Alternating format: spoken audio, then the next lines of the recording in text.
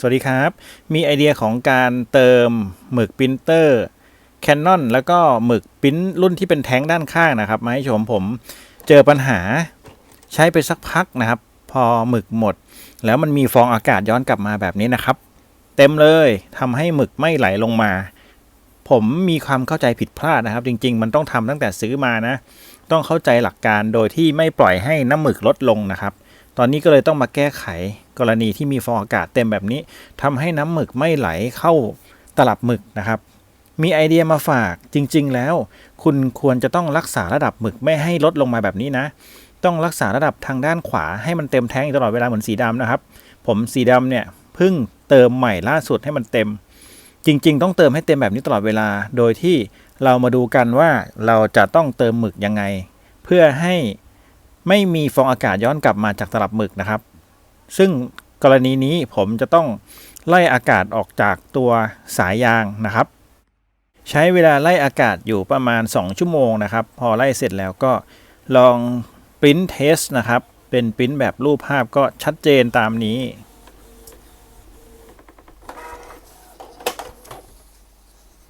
โอ้โหสวยมากเลยครับปริ้นเป็นแบบโฟโต้เปเปอร์นะครับไม่มีขอบเลยปริ้นที่ขอบ A4 เลยครับเป๊ะๆเลยครับแต่ว่ามันจะรู้สึกว่าภาพมันหายไปจริงๆมันมีกว้างกว่านี้นะก็ถือว่าความคมชัดแล้วก็รายละเอียดได้สังเกตดูลอนของรายละเอียดการปริ้นนะครับมันจะทีๆแบบนี้นะครับก็ดูเหมือนกลับมาแล้วครับภาพแล้วก็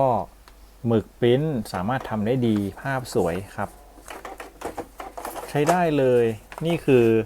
เติมหมึกด้วยตัวเองครั้งแรกนะครับทำให้เราได้เห็นว่าอะไรหลายๆอย่างที่ยังไม่เคยทำแล้วได้ลองทำเนี่ยมันไม่ยากนะครับหลังจากที่ได้ลองเติมเองแล้วเห็นผลแบบนี้ก็รู้สึกว่ามันก็ไม่ยากนะครับเห็นช่างเขาทำเราก็ได้ทำเองครั้งแรกก็ได้เจอเหตุการณ์ที่เลอะมือแบบนี้นะครับจริงๆมีวิธีล้างให้สะอาดเดี๋ยวผมจะแนะนำเพิ่มเติมนะครับ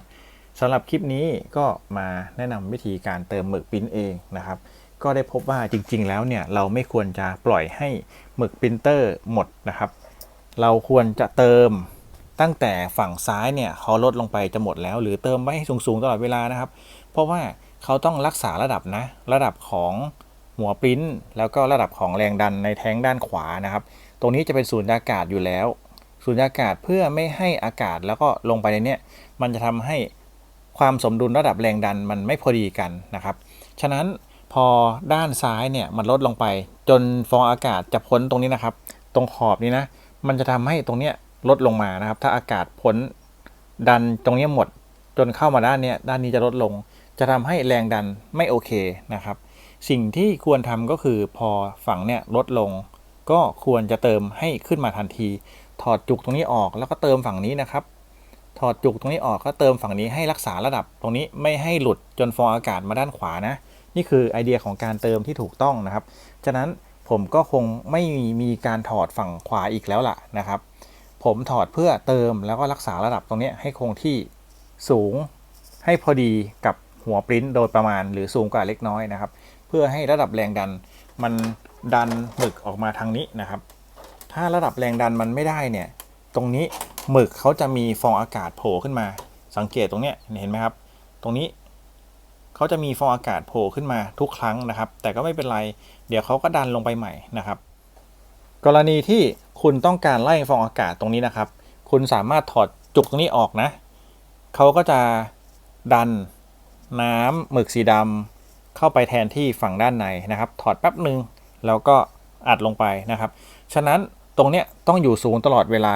น้ำหมึกต้องเต็มตลอดทางด้านขวานะครับนี่เป็นไอเดียที่ผมเจอมานะผมเองก็ไม่รู้หรอกตอนแรกว่าจะทำยังไงจนมาถึงตอนเติมเองนี่แหละก็เลยได้รู้นะครับใครมาดูคลิปนี้ก็ให้รักษาระดับตรงเนี้ยให้เต็มตลอดถ้าเกิดฝั่งซ้ายเนี่ยลดลงมานะครับคุณก็เติมให้ขึ้นมาอย่าให้อากาศมันเล็ดลอดจากฝั่งซ้ายมาฝั่งขวาตรงนี้มันจะทำให้ระดับตรงเนี้ยมันลดลงนะครับระดับหมึกลดลงทุกอย่างจะไม่สมดุลนี่เป็นไอเดียของทางร้านที่เขาทำมาให้ของถังน้ำหมึกแบบนี้ที่เขาทำมาให้นะครับฉะนั้นก็ต้องรักษาระดับให้ดีนะครับผมเจอไอเดียตรงนี้เองก็เลยเอามาแนะนำฉะนั้นคุณต้องส่องทุกสีนะว่าระดับสีเนี่ยมันลดลงไปหรือยังก็ต้องเติมขึ้นมานะครับถ้าเกิดว่าเติมฝั่งทางนี้แล้วฝั่งทางนี้ มันจะไม่กระทบอะไรนะครับเพราะว่าฝั่งทางนี้มันเต็มแล้วมันก็หยุดแค่นี้ฝั่งทางด้านขวาเนี่ยจะต้องเต็มอยู่ตลอดเวลาแบบนี้นะครับถือว่าโอเคแล้วผมก็ปิดแล้วก็ใช้งานต่อไป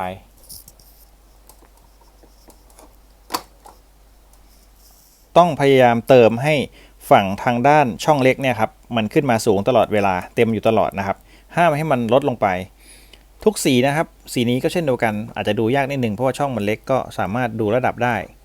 สีชมพูก็ดูระดับได้นะครับสีเหลืองก็ดูระดับได้เติมให้ระดับมันขึ้นมาเท่ากับทางขวาต้องเต็มอยู่แบบนี้ตลอดอย่าให้ลดลงมาเพราะว่าเดี๋ยวแรงดันมันจะไม่สมดุลกับบริเวณตลับหมึกนะครับเขาออกแบบมาให้เป็นแบบนี้รักษาสมดุลบริเวณนี้ก็โอเคได้คำตอบแล้วครับคราวนี้ก็จะไม่ปล่อยให้น้ำหมึกในแท้งนี้ลดลงอีกแล้วนะครับก็มา